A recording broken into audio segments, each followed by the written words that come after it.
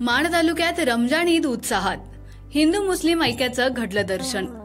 माण तालुका प्रशासनाच्या विविध ठिकाणी भेटी पाहुयात सविस्तर वृत्त। संपूर्ण देशभरात रमजान ईद मोठ्या उत्साहात साजरी केली जात आहे। त्या अनुषंगाने माण तालुक्यातही रमजान ईद मोठ्या उत्साहात साजरी केली गेली। या ईदच्या दरम्यान हिंदू मुस्लिम ऐक्याचं अनोखं दर्शन माणवासियांनी घडवलं।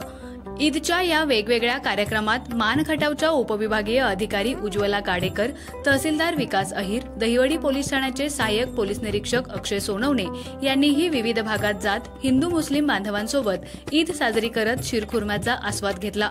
त्याचबरोबर मुस्लिम बांधवांना रमजान ईदच्या शुभेच्छाही दिल्या।